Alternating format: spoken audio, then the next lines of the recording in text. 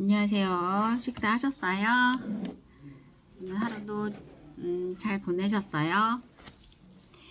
네, 식민국이 될 것인가, 주권국이 될 것인가, 식민국이 될 것인가, 주권국이 될 것인가. 앞서 언급했듯 우리 역사에서 가장 뼈아픈 대목은 조선 말기 서구 문명이 가진 힘을 과소평가하고 중국에 기댄 채 쇄국 정책으로 일관했던 수십 년의 고집불통 시기였다. 일본이 메이지 유신을 통해 빠르게 근대화를 진행했던 것과 비교하면 더욱 뼈아픈 일이다. 이처럼 문명의 교체기에 어떤 선택을 하느냐는 국가의 운명을 결정한다. 디지털 전환에 이은 AI 시대의 개막은 과연 문명의 대전환기라 부를 만하다. 지난 20년의 디지털 문명 전환기에 우리는 비교적 올바른 선택을 해왔다. 다행히 우리는 고유의 플랫폼도 보유하고 있고 산업별 디지털 전환도 꾸준히 잘 진행해왔다. 국민의 스마트폰 활용 비율도 세계에서 가장 빠르게 상승했고 스마트폰에 기반한 디지털 소비 인프라도 세계 최고 수준으로 만들어 놓았다. 정부 서비스의 디지털화도 세계 최고 수준이다. 물론 눈이 높은 우리 국민은 아직도 불만이 많다. 문제는 우리가 가진 사회적 인식의 표준이다. 국민들, 특히 기성세대가 갖고 있는 사회에 대한 인식은 아직도 디지털 문명이 가져오는 부작용에 천착하고 있다. 우버나 에어비앤비를 불법으로 규정한 것만 봐도 그렇다. 디지털 문명은 이미 인류의 표준 문명이 되었고 이제 AI 시대가 본격적으로 시작되는데 사회적 공감대가 제대로 형성되지 않았다. 변화에 대한 인식을 널리 공유하고 기존 문명이 가져다준 기득권에 대해서도 포기할 수 있는 마음가짐을 가져야 한다. 미래를 위한 준비에 써야 할 에너지를 세국 정책에 쏟아서는 안 된다. 실패했던 역사는 한 번이면 충분하다. 이웃나라 일본은 이번 디지털 문명 변화에는 적응 속도가 느린 편이다. 스마트폰은커녕 아직도 신용카드 사용 비율이 낮고 현금 결제가 일반적이다. 공무원들은 이메일보다 팩스 사용을 더 선호한다. 엄청나게 많은 데이터와 경험을 보유한 선진국이지만 과학기술 분야를 제외하고 생활 환경은 디지털 인프라가 매우 열악하다. 가장 중요한 것은 생성형 AI 시대의 필수적인 데이터를 모을 수 있는 인프라 자체가 부족하다는 것이다. 그 원인은 국민 대다수가 디지털로의 전환 필요성을 공감하지 못하기 때문이다. 우리의 과거와 비교가 된다. 엄청난 자본과 과학기술을 갖고 있지만 갈수록 일본 기업들의 시가총액이 떨어지는 것도 미래의 기대치가 내려가기 때문이다. 국민이 시대의 변화를 각성하고 새로운 도전을 시작하지 않는 한 일본은 과거에 우리가 겪었던 식민지의 아픔을 겪을 가능성이 높다. 식민국이 될 것인가, 주권국이 될 것인가. 디지털 인프라가 취약하니 생성형 AI 생태계 구축은 더 요원하다. 결국 지금처럼 AI 서비스도 외국의 빅테크 기업들이 내놓은 솔루션을 쓸 수밖에 없다. 디지털 플랫폼 식민지에 이어 AI 식민지까지 정해진 길로 가야 된다. 역사는 반복된다. 유럽도 비슷한 상황이다. 페이스북, 유튜브, 인스타그램, 넷플릭스 등 거의 모든 플랫폼은 실리콘밸리에 의존하고 있다. 결국 데이터 주권을 갖지 못한 것이다. AI 시대를 맞아 이 문제는 더욱 심각해지고 있다. 기술 개발도 어렵고 데이터 확보도 막연한 상태라면 규제밖에는 대응 방법이 없다.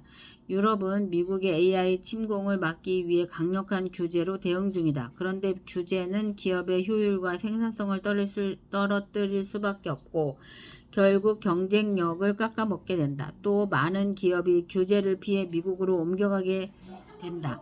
악순환의 고리가 이어진다. 이미 AI와 관련된 첨단 기술 기업들은 미국으로 대거 이동해버렸다. 지역에는 혁신을 이끌어갈 기업들이 사라지고 투자도 줄어들면서 결국 경제 규모가 쪼그라진다. IMF의 자료를 보면 2002년 세계 유일 경제 대국이었던 일본은 미국 국내 총생산의 약 40% 수준까지 따라갔다. 독일, 영국, 프랑스도 3위에서 5위를 기록하며 막강한 경제력을 과시했다. 그런데 2022년 일본 명목 GDP를 보면 20년간 거의 성장을 멈췄다. 미국은 거의 2.5배 성장했는데 말이다. 어느새 중국도 넘사벽의 세계 2위로 자리 잡았다. 독일은 중국과의 협력 강화를 통해 비교적 잘 성장했지만 영국과 프랑스는 인도에 밀려 5위 밖으로 나갔다.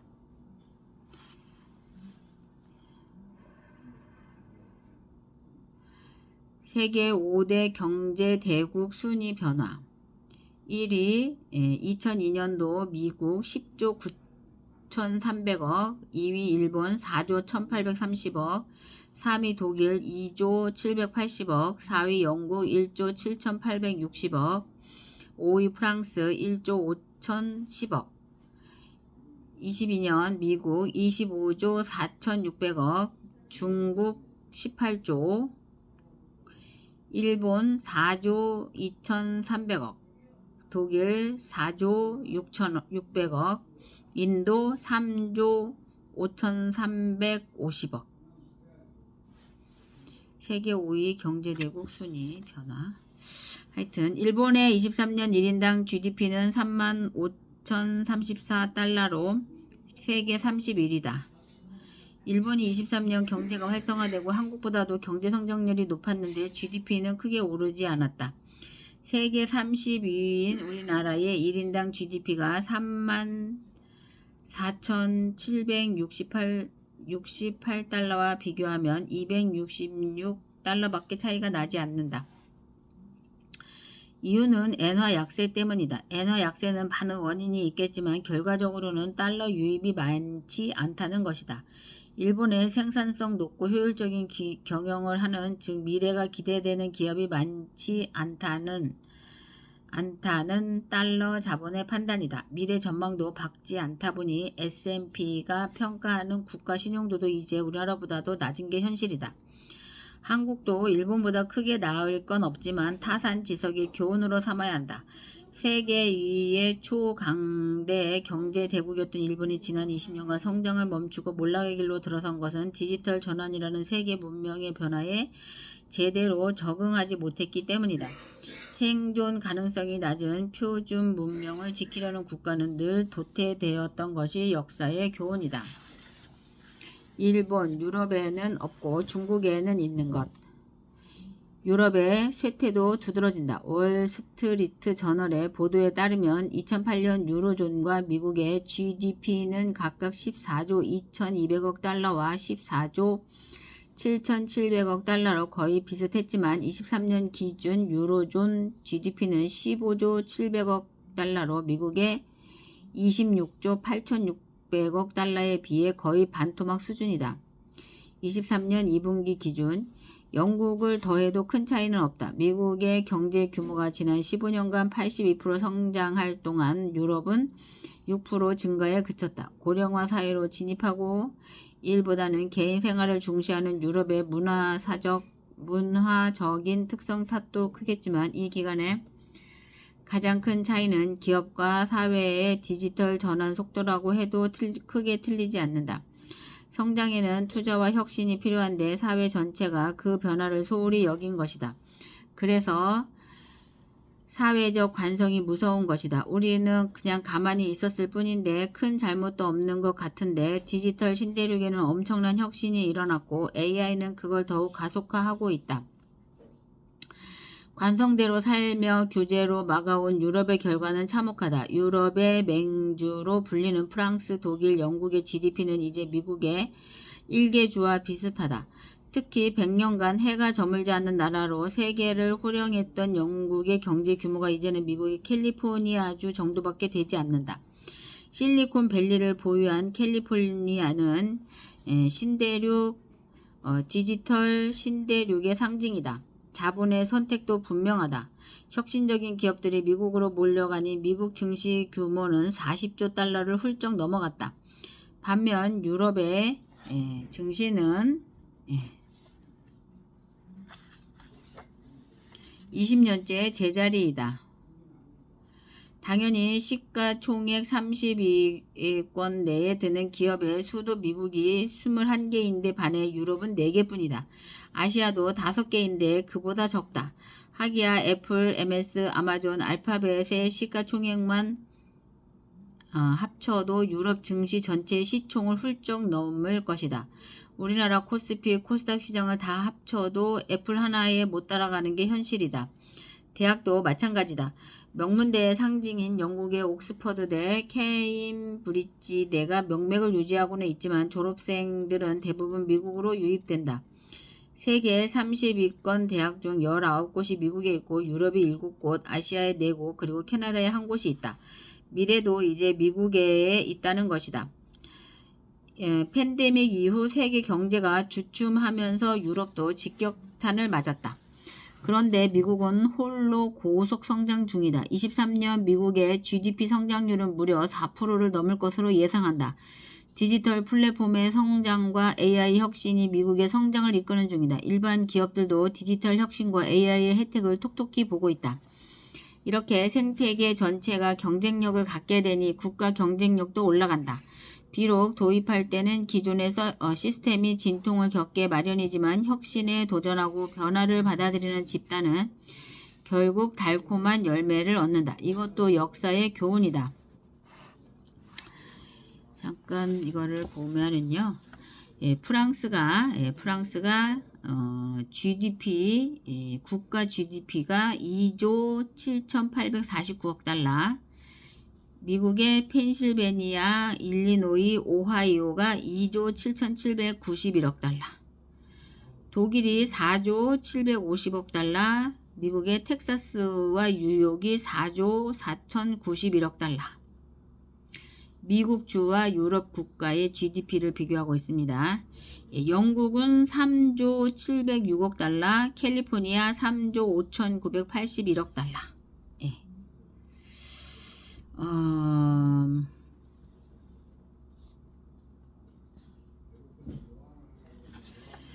그 다음에 이제 글로벌 시가총액 30대 기업 2024년 4월 2일 기준 미국의 MS 1위, 애플 2위, 엔비디아 3위, 구글 4위, 아마존 6위, 메타 7위, 버크셔 해서웨이 8위, 일라이 릴리 10위, 브로드컴 11위, 비자 12위, JP 모건 체이스 14위, 테슬라 15위, 월마트 16위, 엑슨 모빌 17위, 유나이티드 헬스 18위, 마스터카드 19위, P&G 22위, 존슨앤존스 25위, 홈디포 26위, 오라클 27위, 코스트코 29위. 유럽 노보 노디스크 13위 덴마크, LVMH 22 프랑스, ASML 24위 네덜란드, 머크 28위 독일. 아시아 시가총액, 글로벌 시가총액 30대 기업, 미국이 21개, 유럽이 4개, 아시아는 아람코 5위 사우디아라비아, TSMC 9위 대만, 삼성전자 21위 한국, 텐센트 23위 중국, 도요타 30위 일본. 중국의 약진에도 디지털 대전환이 큰 역할을 했다. 중국은 세계에서 가장 빠르게 가장 자유롭게 규제 없이 디지털 전환을 시도한 나라 중에 하나다. 공산당 주도로 거의 모든 분야의 디지털을 도입해버렸다. 덕분에 중국의 대표 플랫폼 알리바바와 텐센트는 한때 시가총액 세계 6위와 8위까지 오르기도 했다. 중국인들은 거의 모든 생활을 스마트폰으로 해결한다. 텐센트는 위챗이라는 메신저 앱을 기반으로 소통은 물론이고 게임, 음악, 쇼핑, 금융, 교통 등 못하는 게 없다. 텐센트의 자회사가 300개를 넘는다고 하니 거의 모든 분야의 디지털 플랫폼을 구축했다고 봐도 틀림이 없다. 위챗의 가입자 수는 15억 명에 이른다고 한다. 매일 거의 모든 산업 분야마다 엄청난 데이터가 쌓이고 있다는 뜻이다. 아시다시피 데이터는 AI의 가장 중요한 자원이다. 실제로 세계 AI 논문의 40% 이상이 중국에서 나오고 있다. 미국의 거의 2배이다. 규제가 적다 보니 안면인식, AI 닥터 등 다른 나라에서 금기시하는 분야까지 매우 활발하게 AI가 적용되고 있다. 최근에는 중국 공산당이 플랫폼을 압박하고 미중 분쟁이 심화되면서 경제가 주춤하고 있지만 디지털 전환의 가장 중요한 펀더멘탈은 아주 튼튼하다고 볼 수 있다.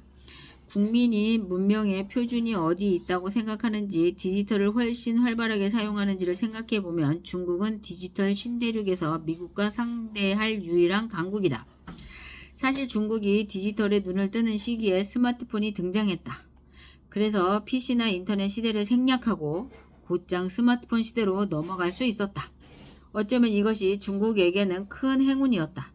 일본과 유럽은 이미 오랜 선진국으로 지킬 게 너무 많았던 터라 규제로 그것들을 보호할 수밖에 없었던 반면 처음 시작하는 중국에게는 그런 대상이 많지 않았다. 오히려 디지털은 글로벌로 갈 수 있었던 유일한 고속도로였다. 지킬 게 너무나 많았던 청나라가 유럽의 혁신을 받아들이지 못해 멸망했던 역사가 이번에는 중국에 다른 기회를 제공한 셈이다. 역사는 여전히 돌고 돈다. 일본과 유럽의 몰락 그리고 중국의 부상을 이야기할 때 그 원인은 매우 다양하겠지만 가장 큰 차이는 사회 전체 그리고 국민의식의 디지털 전환 속도 차이였다고 분명히 이야기할 수 있다. 그리고 이 근본적인 차이는 미래에 대한 전망까지 이어진다. 미국 입장에서 보면 중국은 두려워도 유럽은 그렇지 않다. 중국의 추격 속도를 조금이라도 늦추기 위해 반도체 산업 성장을 압박하고 AI 개발에 필수적인 GPU 수출도 막고 있지만 중국의 AI 개발 속도나 연구의 수준은 이미 미국의 커다란 위협이 되고 있다. 우리 사회가 디지털 전환과 AI 활용을 어떤 관점에서 봐야 하는지, 국민 한 사람 한 사람이 어떻게 이 변화에 대응해야 하는지를 강대국의 문명 변화, 힘의 변화를 통해 배워야 한다. 100년 전 역사에서 우리는 식민지가 되느냐, 주권 국가가 되느냐에 대한 뼈아픈 교훈을 엄청난 대가를 치르고 얻었다. 디지털 문명 대전환의 역사는 더욱 중요하다. 지금 우리에게 닥친 현실이기 때문이다. 우리가 이 디지털 신대륙의 문명 대전환에서 주권 국가로 가느냐, 식민지로 전락하느냐가 바로 여기서 결정된다. AI 시대 여러분의 미래는 이미 20년 전에 시작된 인류 문명의 디지털 재전환이 좌우한다는 것을 절대 잊지 말아야 한다. 절대 잊지 말아야 한다. 예. MZ 세계관이 만든 새로운 게임의 룰이 세상을 움직인다. MZ세대는 몇 살부터 몇 살까지가 MZ세대일까요? 예, 여기까지 한번 다 읽어보겠습니다. 예.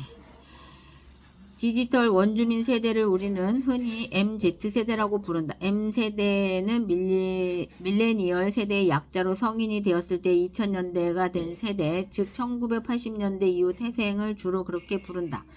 우리 사회의 리더들은 대부분 베이비붐 세대 55년에서 64년생, X세대 65년도에서 75년생으로 구성되어 있어서 M세대라고 하면 비교적 젊은 세대를 의미한다. 물론 이제는 1980년대 초반에 태어난 세대도 40대가 되었으니 젊다고만은 할 수 없다.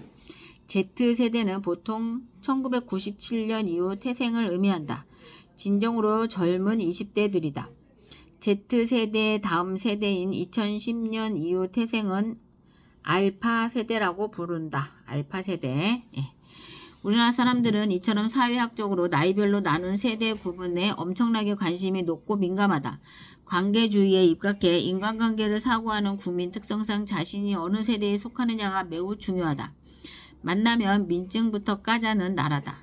한강의 기적을 일으킨 주역은 베이비붐 세대인데 이제는 서서히 은퇴하면서 X세대에게 자리를 물려준 상태이다. 그리고 어느새 많은 리더십들이 그 다음 세대로 내려가고 있다. 대기업 사장단이나 임원들의 연령대를 보면 확실히 그렇다. 국회의원 평균 연령이 60세인 것을 보면 확실히 정치는 좀 늦게 교체되는 편이다.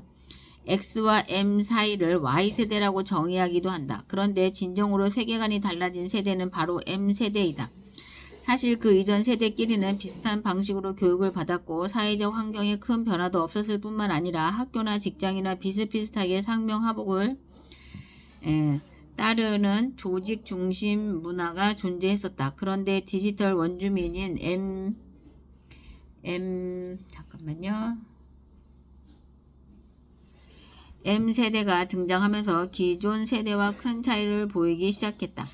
어려서부터 전 지구적 스케일로 놀아본 M세대의 세계관. M세대는 이전 세대와는 달리 어려서부터 인터넷을 사용한 첫 세대이다.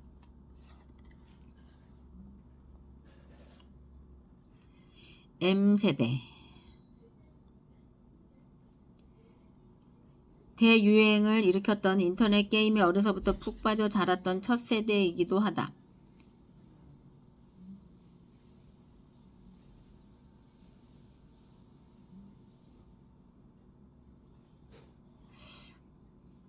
스타크래프트의 세계적 열풍에 익숙하다면 나이와 상관없이 M세대라고 할 수 있다. 이들은 이전 세대와 세계관이 확연히 다르다. 인터넷 게임에 들어가면 전 세계 사람을 만난다. 디지털 세상에서는 국경 없이 누구든 만나서 대화하고 게임을 즐길 수 있다는 걸 체험했다. 스케일도 어마어마하다. 내가 즐기는 게임인데 프로 리그가 있고 세계 챔피언이 있다. 세계 최고의 프로게이머는 연봉이 100억도 훌쩍 넘는다. 이런 세계에서 종일 놀다 보니 세상을 바라보는 관점, 스케일이 그 이전 세대와는 확연히 달라진 것이다.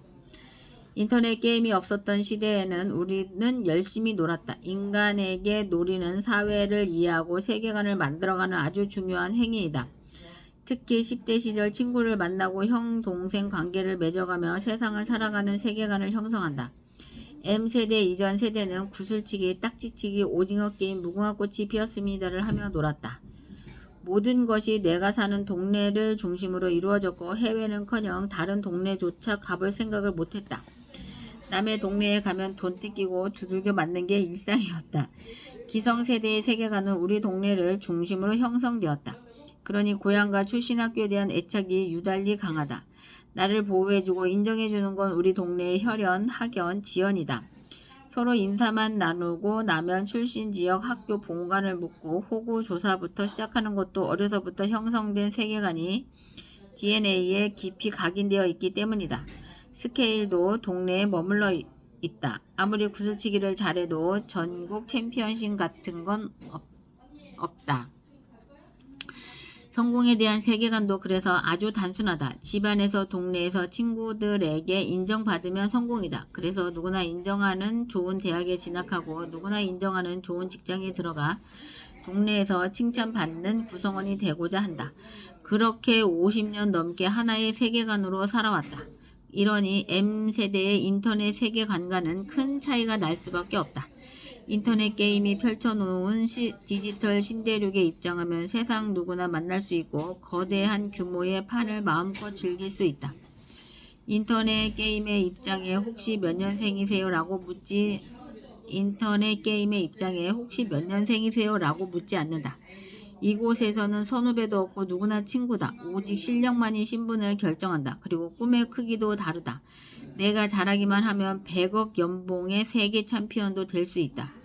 세계관과 성공의 스케일이 확장되는 것이다. 실제로 2023년 항저우 아시안게임에서 금메달을 딴 세계 최고의 프로게이머 페이커 이상혁 선수의 연봉은 100억을 훌쩍 넘는다.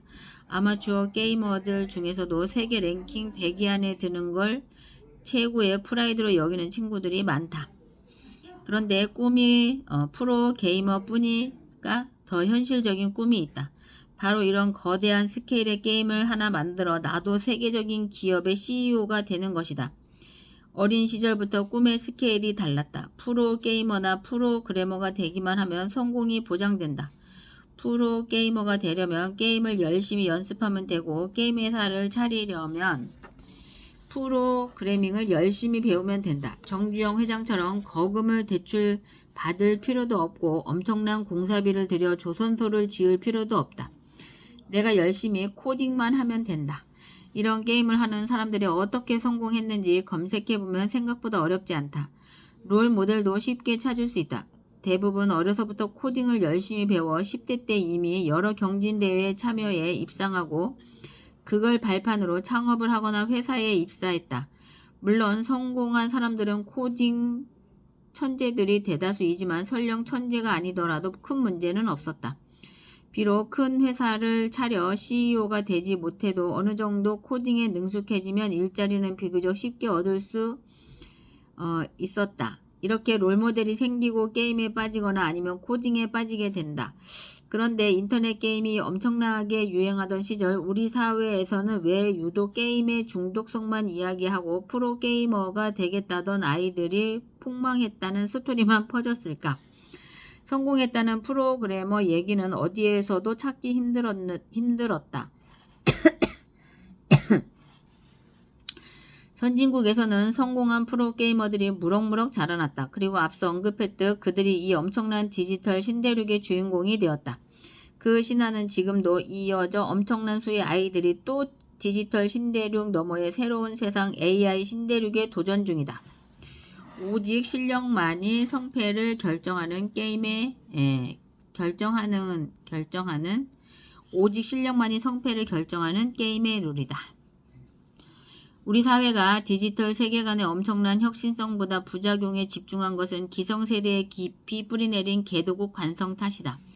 기성세대는 세계에 없던 혁신을 만들어 본 적이 없다. 그래서 아이들에게도 도전하라고 이야기하지도 못한다. 게임에 빠지고 코딩에 빠진 아이들을 보며 이들이 조직 중심 사회에 적응하지 못할까봐 걱정부터 앞선다. 자신들의 조직 중심 세계관으로 아이들을 바라보니 오직 부작용만 보이는 것이다. 선진국의 부모들은 세상의 혁신을 모두 자신들이 만들어 왔다는 자부심이 있다. 그래서 아이들이 혁신적인 일에 도전할 때 옆에서 용기를 북돋고 좋은 코치도 되어준다. 자신들이 아버지의 차고에서 창업해서 거대 기업으로 키웠듯이 아이들에게 차고를 열어주고 마음껏 무모한 도전을 즐기게 해야 한다. 세상에 없던 혁신을 만들었던 세대가 또 다른 혁신을 만드는 세대를 키우는 비결이자 전통이다. 이러한 선순환 시스템이 형성되어야 혁신적인 기업들이 계속해서 나올 수 있고 그때 비로소 우리는 안정된 선진국이 될 수 있다. 축적의 시간이 필요하다. M세대가 창조한 디지털 신대륙은 성공의 기준이 다르다. 게임의 세계관이 적용되기 시작한다. 게임 세상에서는 나이, 직급, 학벌, 자본 등 기존 세계에서 힘을 발휘하던 중요한 기준이 아무런 도움이 되지 않는다. 오직 실력만이 성공과 실패를 결정한다. 모든 디지털 플랫폼들은 이 새로운 게임의 법칙에 따라 경쟁하며 성공을 거두었다. 실력의 기준은 고객의 선택이다. 좀 더 이해하기 쉽게 말로 바꾸면 구독과 좋아요이다.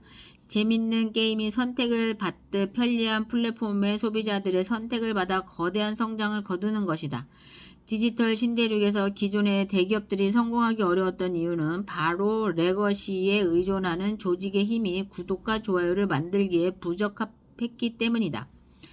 조직 중심 대기업에서는 직급이 무엇보다 중요하다. 거의 모든 결정을 임원들이 한다. 신입사원은 과장이 좋아하는 내용으로 기획하고 과장은 부장이 좋아하는 내용으로 다시 수정한다. 부장은 다시 상무가 좋아할 내용만 남기고 잘라낸다. 그러면 상무는 사장의 세계관에 가장 잘 맞는 내용으로 정리한다. 물론 임원과 사장 대부분은 인터넷 게임이라고는 즐겨본 적이 없는 레거시의 파워에 익숙한 분들이다. 대충 만든 서비스라도 우리 회사의 브랜드 파워를 믿고 엄청난 자본을 쏟아 TV 광고를 때리며 소비자들은 쓰게 될 것이라고 믿었다. 처음 나왔던 시중은행의 웹 서비스들을 처음에 나왔던 시중은행의 웹 서비스들을 기억해보자. 무슨 암호 프로그램을 잔뜩 깔고 미리 발행해둔 공인인증서를 깔고 키보드 보안 프로그램도 깔고 도무지 끝날 줄 몰랐던 그 깔고 또 깔던 시절의 기억이 아직도 새록새록하다. 이것이 선택받지 못한 이유다. 한번 토스나 카카오뱅크는 마치 게임처럼 금융 서비스를 즐기도록 만들었다. 디지털 세대의 열광적인 선택을 받은 건 당연하다. 그 이후 모든 은행 서비스들도 이들을 따라 바꿨다. 그래도 따라하는 건 여전히 잘한다. 그렇다고 조직까지 바꿀 수는 없었다. 거기까지가 한계인 것이다. 신입사원부터 사장까지 일관된 디지털 세계관이 필요하다. 디지털 신문명을 건설한 플랫폼 기업들은 예외 없이 소비자의 선택을 통해 성장했다. 어떤 광고의 힘이나 거대한 조직과 자본의 힘도 기존의 브랜드 파워도 플랫폼의 성공에는 큰 영향을 미치지 못했다. 처음에는 다 비슷해 보였지만 결국 소비자의 선택만이 성공과 실패를 갈랐다. 그리고 그 소비자는 디지털 문명에 익숙한 M세대였다. 결국 디지털 문명에서 성공하는 기업의 세계관은 사장부터 임원, 신입사원에 이르기까지 모두 일관되게 디지털 세계관 이어야 했다. 직급보다 실력, 나이보다 실력, 누구나 동등하게 아이디어를 낼 수 있는 그런 조직이어야 한다. 또 일단 방향이 결정되면 엄청난 추진력으로 빠르게 완성해야 한다. 서비스 구현의 속도도 매우 중요하다. 스타트업들은 모두 이런 조직 문화로 성공했다. 최근에는 대기업들도 이를 따라하기 시작했다. 직급 빼고 이름 끝에 님 자를 붙이기도 하고 아예 영어 이름을 만들어 서로 격이 없이 부르기도 한다.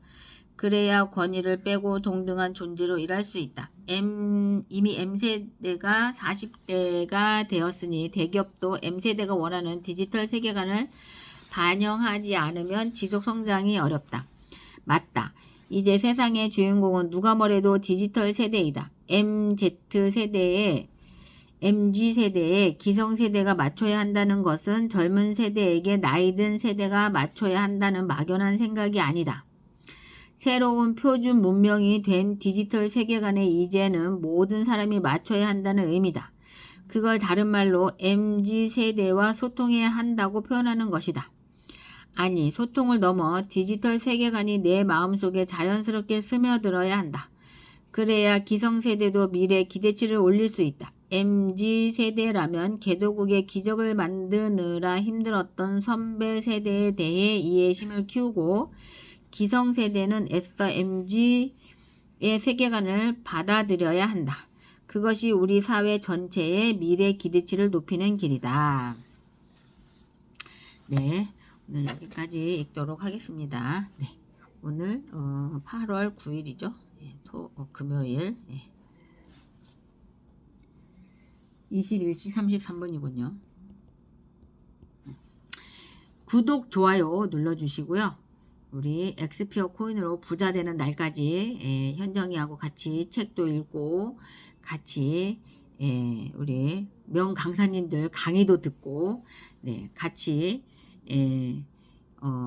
마음이라도 같이 여행도 다니고 또 오시게 되면은 뭐 어쨌든 식사도 같이 하시고 그렇게 즐겁게 행복하게 그렇게 생활하시다 보면 우리가 엑스피어 코인으로 돈을 많이 버시게 될 날이 반드시 오리라고 이 연사 힘차게 부르짖습니다.